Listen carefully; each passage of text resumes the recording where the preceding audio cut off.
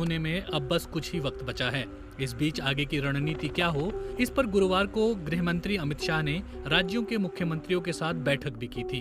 अब तक राज्यों के मुख्यमंत्रियों के साथ ये चर्चा प्रधानमंत्री नरेंद्र मोदी ही करते आए थे, लेकिन इस बार अमित शाह ने ये बैठक की। उससे पहले कैबिनेट सेक्रेटरी राजीव गाबा ने राज्यों के मुख्य सचिवों से बातचीत की।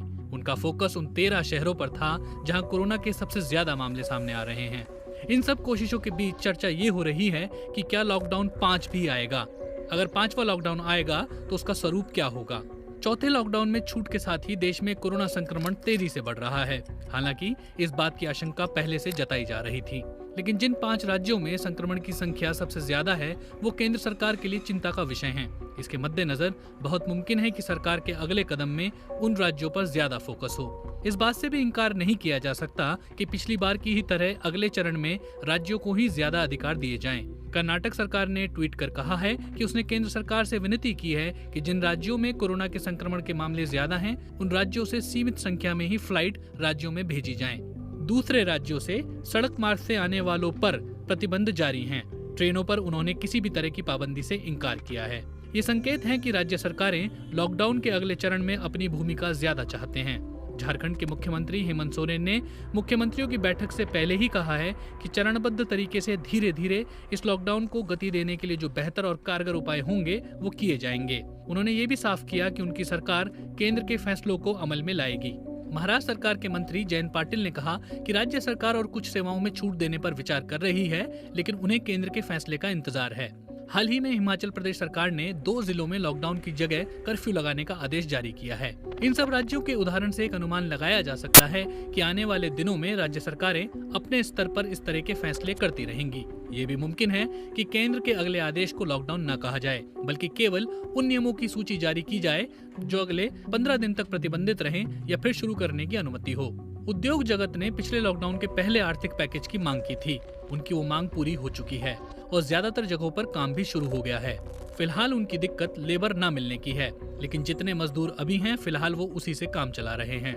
खुदरा व्यापारियों की जो दुकानें खुली भी हैं उनमें ना तो ग्राहक हैं और ना ही कर्मचारी। उन्हें फिलहाल सीमित समय तक खोलने की इजाजत दी गई है। Confederation of all India traders के राष्ट्रीय अध्यक्ष प्रवीण खंडेलवाल ने बीबीसी को बताया कि फिलहाल 10% दुकानें ही खुली हैं। इजाजत मिलने के बाद भी लोगों में अब भी डर का माहौल है। कुछ बाजार जो रेड जोन में हैं वो अब भी बंद हैं, जैसे दिल्ली के सदर थोक बाजार इलाका, जहां हजारों की संख्या में दुकानें हैं, वो फिलहाल बंद हैं। ये इलाका कंटेनमेंट जोन में भी आता है। कारोबारियों की राज्य सरकारों से मांग है कि दुकानें खोलने का समय बढ़ाया जाए ताकि उनकी कमाई बढ़ सके। साथ ही बिजली और पानी के बिल पर छूट भी मिले। 23 मई को ही दिल्ली मेट्रो रेल कॉरपोरेशन ने अपनी तैयारियों से जुड़ी एक तस्वीर ट्वीट कर बता दिया था कि ट्रेन सेवा चलाने के लिए वो पूरी तरह से तैयार हैं, लेकिन अभी तक उन्हें इसकी इजाजत नहीं मिली है। दिल्ली में गुरुवार को 1000 से ज्यादा नए मामले सामने आए।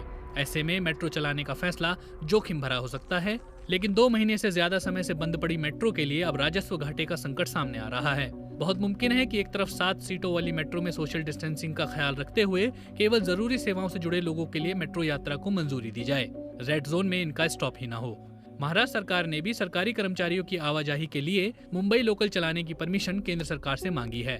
घरेलू विमान सेवाओं और ट्रेन सेवाओं के शुरू होने के बाद इस बात का दबाव केंद्र सरकार पर ज्यादा है।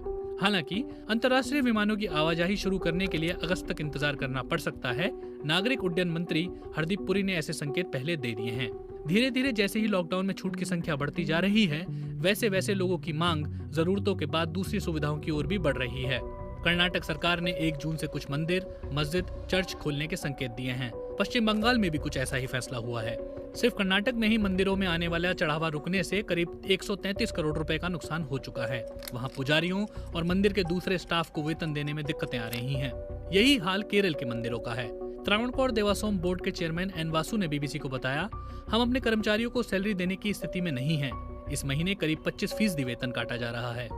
टीडीपी केरल में करीब 125 मंदिर का प्रबंधन देखता है। इनमें सबरीमाला भी शामिल है। लॉकडाउन की घोषणा के बाद इन मंदिरों में पैसा आना बंद हो गया है। वहीं दूसरी तरफ पंजाब में भी अकाल तख्त ने कहा है कि जब शराब की दुकानें खुल सकती हैं तो गुरुद्वारे क्यों नहीं। उत्तर प्रदेश में कादम्बरी मठ के महंत नरेंद्र गिरी ने भी ऐसी ही मांग उठाई है। लेकिन मंदिरों को खोलने में सबसे ज्यादा समस्या प्रसाद वितरण में आएगी। कोरोना संक्रमण के मद्देनजर किसी भी वस्तु को छूने पर हाथ धोने की सलाह दी जाती है।